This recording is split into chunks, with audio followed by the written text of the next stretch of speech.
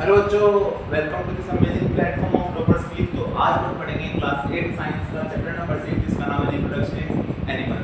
Chapter number 1 से लेकर 5 तक मैंने आपको बता दिया और आई होप आपने एनसीईआरटी की पूरी याद कर ली होगी। मैं हर लेक्चर में बोलता हूं कि जो जैसे वीडियो आपका लेक्चर आपका पूरा हो जाए उसके बाद मैं आपको जो करता कि एनसीईआरटी पढ़नी है। तो आज हम चालू करेंगे रिप्रोडक्शन इन एनिमल्स। ये वन शॉट वीडियो होने वाला है अपना क्लास 8 का है और यहां पर देखिए 100% अंडर गारंटी यूट्यूब का एकमात्र प्लेटफॉर्म जो आपको देता है 100% अंडर गारंटी। हां, तो चलिए शुरू करते हैं। सबसे पहले बात आती है कि रिप्रोडक्शन क्या होता है। रिप्रोडक्शन का मींस क्या होता है।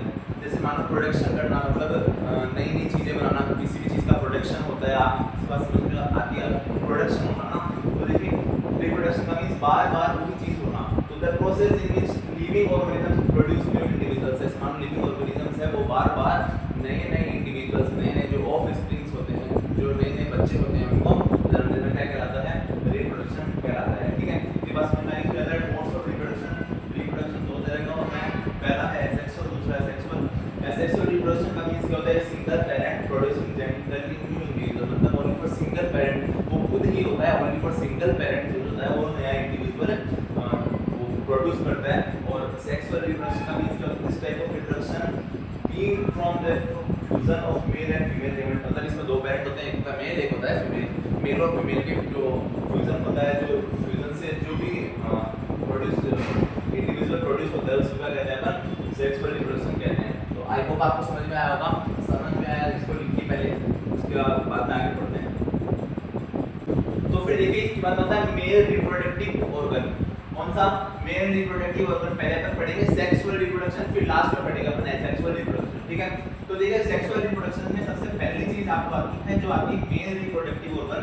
और क्वेश्चन पेपर में मतलब जो आपके टेस्ट पेपर वगैरह होते हैं, एग्जाम होते हैं स्कूल में और बोर्ड की एग्जाम होती है, तो उसमें जो ऐसे आता है कि शॉर्ट नोट लिखना है मेल रिप्रोडक्टिव ऑर्गन का, है ना।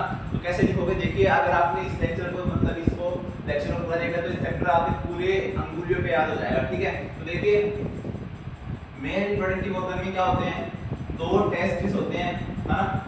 टेस्टिस कितने होते हैं? दो। और पेयर, पेयर का मींस समझते हो, जैसे मानो आपके पास होते हैं तो पेयर ऑफ शूज बोलते हैं। पेयर का मींस भी दो ही होता है, तो या तो पेयर ऑफ शूज या पेयर ऑफ टेस्टिस या फिर टू टेस्टिस।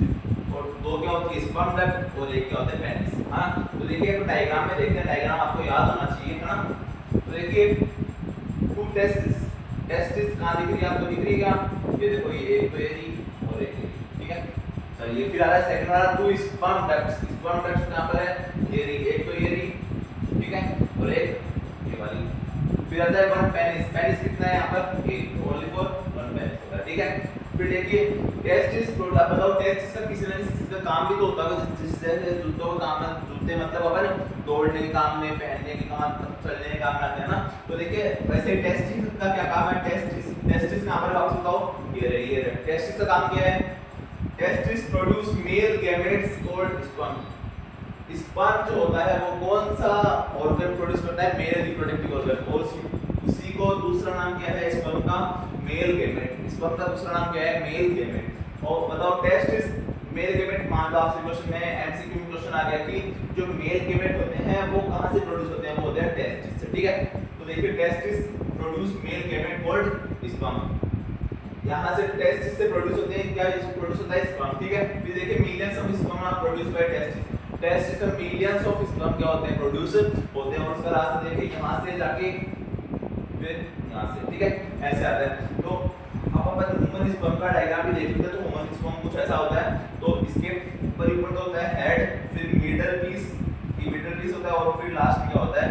टेल होता है। ठीक है, तो आपको इसमें क्या क्या याद होना चाहिए? एक शॉर्ट नोट लिखना है तो इट आप लिखोगे इट इंक्लूड्स टू मतलब pair of testis, pair sperm ducts और वन पेनिस। और ये टेस्टिस मींस क्या प्रोड्यूस होता है और मिलियंस स्पर्म क्या प्रोड्यूस होता है। और आपका ये ह्यूमन स्पर्म का डायग्राम भी इंपॉर्टेंट है क्योंकि बोर्ड में आया हुआ है, तो आपके भी आ सकता है। तो आपको इसमें मतलब पूरे याद रखना है, तो आपको याद हो ही गया होगा क्योंकि यहाँ पर कुछ लिखा हुआ होगा 100% अंडर गारंटी, जो मैं हर वीडियो में देता हूँ क्योंकि हर बच्चों को वो याद हो जाता है। क्योंकि यहाँ पर ऐसे ही पढ़ाया जाता है कि अलग तरीके से किसी भी मतलब अनमैच तरीके से पढ़ाया जाता है। यहाँ पर किसी भी अगर ऑनलाइन प्लेटफॉर्म पे ऐसा नहीं पढ़ाया जाएगा और ऐसे नोट्स कहीं भी नहीं मिलेंगे। एकदम सिंपल लैंग्वेज, छोटे छोटे लैंग्वेज में लिखे हुए हैं। तो आप इसको पहले लिखिए, डायग्राम भी बनाइए।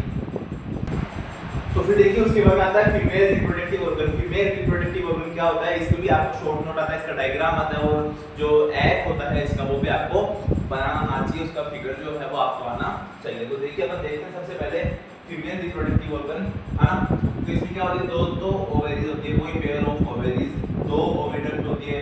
ओविडक्ट का दूसरा नाम याद रखना क्या होता है, फैलोपियन ट्यूब। फैलोपियन ट्यूब किसको कहते हैं, ओविडक्ट को किसको कहते हैं, ओविडक्ट को। और वन यूट्रस। हां फिर देखिए इस डायग्राम समझ लेते हैं अपन। सबसे पहले अपन ने बताया कि दो ओवेरीज होती है, क्या होती है, दो ओवेरीज होती है। हां इसमें देखो ओवेरीज दिखेगा, एक तो ये और एक ये दिख जाता है। दो ओविडक्ट, ओविडक्ट कौन सी है, ये वाली और ये वाली। ओविडक्ट कितनी होती है, दो। ओविडक्ट का दूसरा नाम आपको याद होना चाहिए, क्या बताया था, फैलोपियन ट्यूब। कौन सी ट्यूब भाई, फैलोपियन ट्यूब। ठीक है, फिर उसके बाद में एक क्या होता है, यूट्रस होता है। एक क्या होता है, यूट्रस। ठीक है ये ना। फिर देखिए the ovary produce female gamete called ova। जैसे मेल गैमेट कौन था, स्पर्म था, वैसे फीमेल गैमेट कौन है, ओवा, एग्स। ठीक है, तो ओवेरी से जो एग है वो कहां से प्रोड्यूस होते हैं, वो होते हैं ओवेरीज से। यहां से एग क्या होते हैं, प्रोड्यूस होते हैं। ठीक है, फिर देखिए a single matured egg is released into the oviduct by one of the ovaries every month. मतलब कोई सी भी ओवेरीज में से है ना, एक महीने में एक जो मैच्योर एग हो चुका होता है, सिंगल सेल एग होता है, जो मैच्योर एग जो होता है वो क्या होता है, रिलीज होता है हर एवरी मंथ में। ठीक है, फिर उसके बाद में देखिए uterus is the part where development of the baby takes place.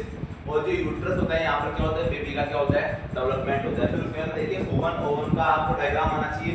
तो इसके देखिए आपको पहले क्या बनाना है, सर्कल बनाना है, फिर बीच में क्या होता है, न्यूक्लियस होता है। ठीक है, फिर उसके बाद में largest egg of the bird. कौन से बर्ड का जो होता है लार्जेस्ट एग, कौन से बर्ड का होता है, वो होता है ओस्ट्रिच का। ठीक है, आपको बात समझ में आई क्या।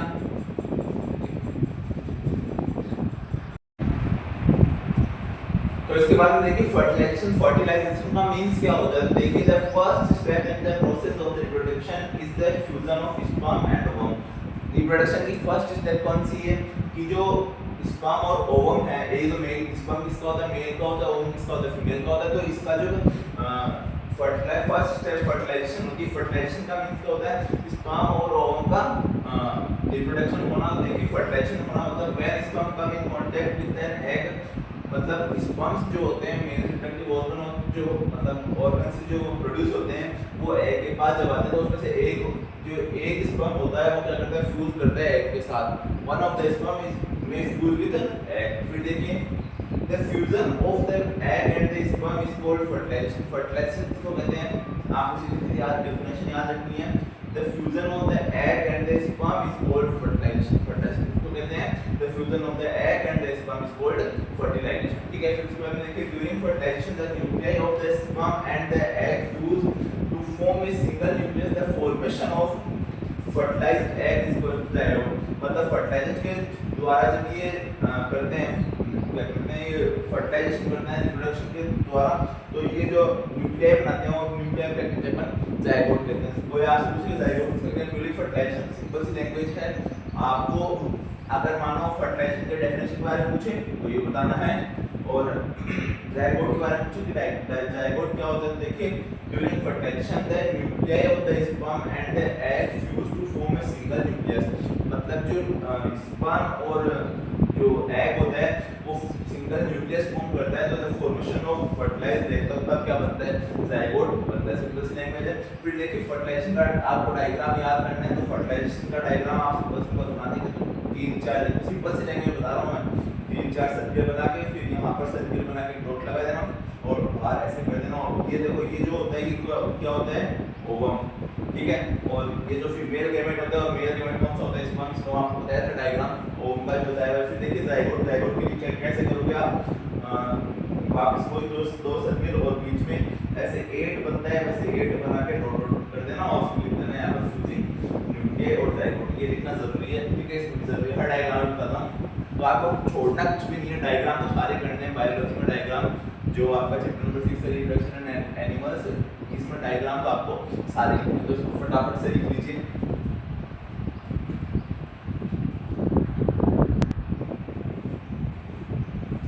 तो फिर देखिए इसका टाइप ऑफ फर्टिलाइजेशन। फर्टिलाइजेशन के कितने टाइप होते हैं, फर्टिलाइजेशन के 2 टाइप होते हैं। पहला है इंटरनल फर्टिलाइजेशन, दूसरा है एक्सटर्नल फर्टिलाइजेशन। तो देखिए सबसे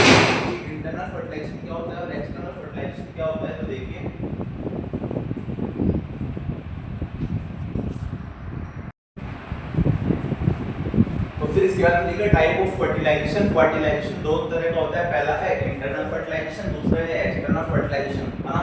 तो देखिए इंटरनल फर्टिलाइजेशन क्या होता है, fertilisation which takes place inside the female body woman's dogs. ऐसा फर्टिलाइजेशन जो किसके फीमेल बॉडी के इनसाइड में होता है, हाँ। और एक्सटर्नल फर्टिलाइजेशन सिंपल सी बात है, इनसाइड का मींस अंदर होता है और एक्सटर्नल का मींस आउटसाइड होता है। तो fertilisation is takes place outside the female body, ठीक है। इसके एग्जांपल फिश और स्टारफिश, और इसके एग्जांपल ह्यूमंस, काऊ और डॉग्स, ठीक है। सिंपल सी बात है, दो तरह के फर्टिलाइजेशन होते हैं, पहला इंटरनल फर्टिलाइजेशन, दूसरा एक्सटर्नल फर्टिलाइजेशन, ठीक है। तो यहाँ पर देखिए मेरे को पता है कि आपको ये समझ में आ चुका होगा। तो यहाँ पर इसलिए 100% लर्निंग गारंटी इसलिए यहाँ पर दी जाती है क्योंकि चाहे आप इस लेक्चर को पूरा कंसंट्रेट होकर देखोगे तो आपको पूरा 100% लर्निंग गारंटी तभी मैं देता हूँ, क्योंकि बच्चा जो होता है वो 100% पूरे कंसंट्रेशन के साथ क्या होता है इस लेक्चर को देख रहा होता है। तो चलिए आगे इसको लिखिए, फटाफट आगे बढ़ते हैं।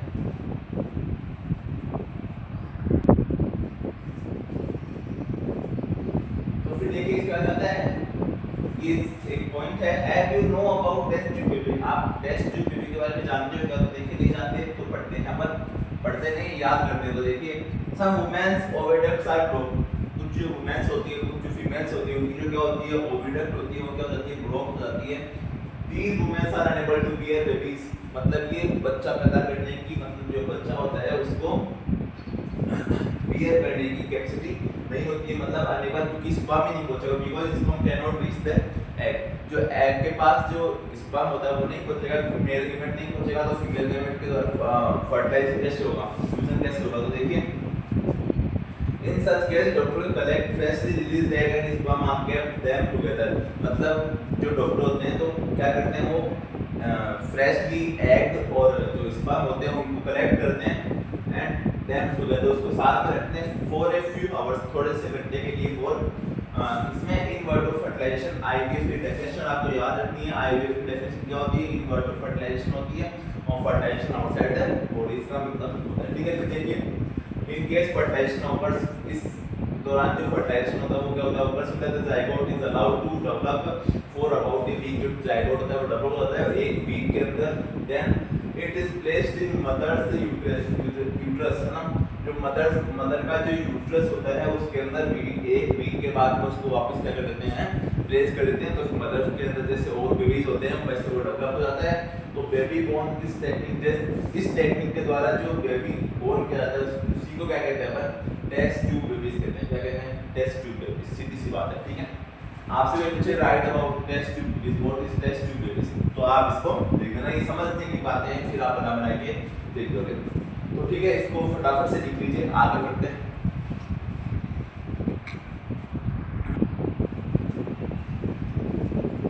तो फिर देखिए इसका मतलब है डेवलपमेंट ऑफ एम्ब्रियो। एम्ब्रियो का डेवलपमेंट क्या होता है, देखिए zygote divides rapidly to give rise to a baby bone of cell, मतलब सेल क्या करता है, डेवलपमेंट करता है। the cell that begins to form group that develop into different tissues and organs होता है बॉडी। जब बच्चा होता है उसका जो डिफरेंट टिश्यूज, जितने भी टिश्यूज होते हैं, जितने भी बॉडी पार्ट्स होते हैं वो क्या करता है, डेवलप करता है। This developing structure termed as embryo. इस डेवलपिंग स्ट्रक्चर को क्या कहते हैं, एम्ब्रियो, ठीक है। फिर देखिए फेटस, फेटस क्या होता है, चीज आती है, the stage of the embryo in which all the body parts can be identified is called foetus. मतलब जो बच्चा होता है, जो बेबी होता है, उसका जब वो पेट के अंदर रहता है, मतलब इनसाइड है बॉडी रहता है, तो उसकी जो सारे बॉडी पार्ट्स होते हैं वो अच्छे से क्या होते हैं, आइडेंटिफाई होते हैं, वो समझ में आ जाता है कि आईज, नोज, ईयर, हैंड वगैरह। तो उसी स्टेज को क्या कहते हैं, उस स्टेज को कहते हैं foetus. When the development of the fetus is completed, the mother gives birth to the baby. जब इस fetus का डेवलपमेंट पूरा हो जाता है तो क्या करते हैं, जो मदर होती है वो क्या करती है, बेबी को बर्थ कर देती है, ठीक है। तो इतनी बात समझ में आई क्या, इसको लिखिए फटाफट से, आगे बढ़ते हैं।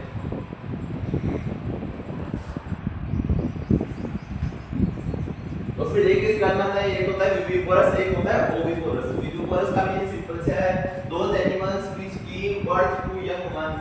ऐसे एनिमल क्या करते हैं, एक यंग वंस मतलब वो एग वगैरह नहीं देते, ओनली यंग वंस को सीधा मतलब यंग को क्या करते हैं, बर्थ करते हैं, उन्हीं को क्या कहते हैं, विविपोरस कहते हैं। ओविपोरस का मींस क्या होता है, those animals which lay eggs. ऐसे एनिमल्स जो क्या करते हैं, एग देते हैं, जो अंडे देते हैं, उन्हीं को क्या कहते हैं, ओविपोरस, और इनको क्या कहते हैं। तो फिर देखिए इसका क्या आता है, young ones to adult, young ones to adult. तो देखिए क्या आता है इसमें, सबसे पहले पढ़ेंगे life cycle of frog. Frog की लाइफ साइकिल क्या होती है, देखिए पहला आता है एग, एग है ना, देखो फ्रॉग एग कितने हैं, ठीक है। फिर उसके बाद क्या चीज होता है, बी जो स्टेज आती है वो क्या होती है, अर्ली टैडपोल। फिर सी क्या आती है, लेट टैडपोल, इसको लार्वा भी कहते हैं। और फिर डी क्या आती है, अडल्ट फ्रॉग, ठीक है। सिंपल सी एग से लेकर फ्रॉग तक, ठीक है। तो देखिए इसमें सबसे जो डेफिनेशन की बात हम करते हैं वो क्या है, मेटामॉर्फोसिस क्या होती है, कौन सी, मेटामॉर्फोसिस क्या होती है। देखिए the tadpoles transform into adults capable for jumping and swimming. Tadpoles जो होते हैं transform into adults, the tadpoles transform into adults capable for jumping and swimming। मतलब टैडपोल से जो अडल्ट फ्रॉग होता है उसकी जो ट्रांसफॉर्मेशन होता है जंपिंग और स्विमिंग भी कर सकता है। तो ट्रांसफॉर्म होता है larva into an adult through drastic changes are called metamorphosis. मतलब लार्वा से लेके अडल्ट फ्रॉग से जो ट्रांसफॉर्म होता है, कैसा चेंजेस होके, ड्रास्टिक। ड्रास्टिक का मींस क्या होता है, फटाफट, रैपिडली चेंजेस, जल्दी जल्दी चेंजेस जो होते हैं उन्हीं को क्या कहते हैं, मेटामॉर्फोसिस कहते हैं, ठीक है। तो एक ही बात आपको समझ में आई क्या, इसमें सिंपल सी चीज है मेटामॉर्फोसिस, और ये कौन-कौन सी जो लाइफ साइकिल है इसकी जो फ्रॉग की वो आपको याद रखनी है। Metamorphosis the tadpole transform into adult capable for jumping and swimming. The transform of the larva into an adult, transform of larva into adult through drastic changes are called metamorphosis, ठीक है। तो इसको लिख लीजिए फटाफट से।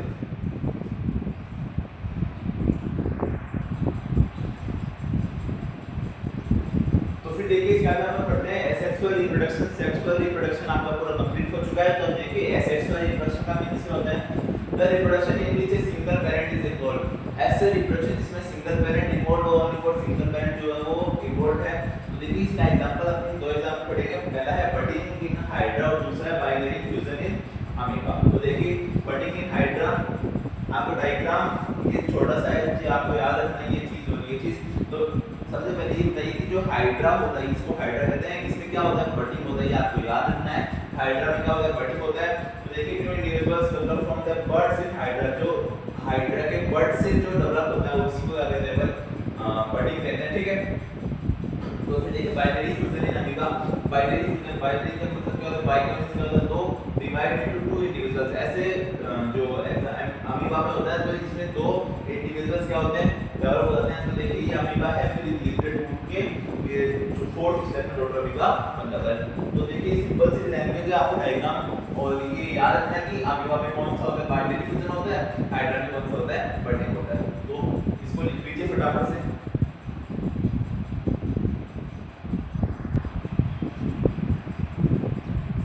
तो फिर देखिए उसका लास्ट है अपना the successfully cloned A ship name Dolly. एक डॉली नाम की शिप थी जो क्या थी, क्लोन थी। इट वाज बोर्न ऑन 5 जुलाई 1996। कब जन्म, इसका जन्म कब हुआ था, 5 जुलाई 1996 को, ठीक है।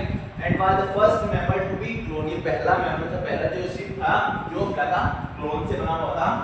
And Dolly was died on 14 फरवरी 2023। और अनफॉर्चुनेटली क्या होता है, जो डॉली होती है वो 14 फरवरी 2023 को क्या हो जाती है, राइज होती है। तो अब आपको क्या करना है, आपको ये चैप्टर पूरा कंप्लीट होता है। तो आई होप आपको ये चैप्टर समझ में आया होगा और याद भी हुआ होगा, क्योंकि 100% लर्नर गारंटी ये YouTube का एकमात्र प्लेटफॉर्म जो आपको देता है 100% लर्नर गारंटी। और किसी भी YouTube प्लेटफॉर्म पे, किसी भी ऑनलाइन प्लेटफॉर्म पे आपको ये नहीं मिलेगी। तो देखिए अब आपको जाके क्या करना है, अब आपको जाके NCERT पढ़नी है। और पहले वाला चैप्टर रिवाइज कर रहे हो ना, रिवाइज कर रहे हो तो कमेंट बॉक्स में बताना कि रिवाइज कर रहे हैं। तो फिर देखिए NCERT आपको पढ़नी है, सारे जो डायग्राम्स वो आपको पढ़ने हैं। एक बार NCERT रीड कर लोगे तो आपको लिखना आ जाएगा। मतलब हिंदी में भी अगर आप समझ के NCERT रीड कर लोगे तो आप कोई भी मान लो जो क्वेश्चन आएगा, कुछ भी आएगा पेपर में, तो आप उसको लिख दोगे, छोड़ोगे नहीं, कुछ ना कुछ तो लिख के आओगे, ठीक है। तो आपका चैप्टर यही कंप्लीट होता है। मिलते हैं अगले चैप्टर, आपका जो चैप्टर नंबर 7 है उस चैप्टर से। अगर अपन उस चैप्टर में अपन मिलते हैं, कौन सा है, reaching the age of adolescence, है ना। तो अब अपन इस चैप्टर को यही पूरा करते हैं और और घर पे जाकर जो पिछले वाला चैप्टर है 1 से लेकर 5 तक जो मैंने आपको चैप्टर कराया है उसकी भी एनसीईआरटी आपको रिवाइज करनी है। तो थैंक यू, आज के लिए इतना ही।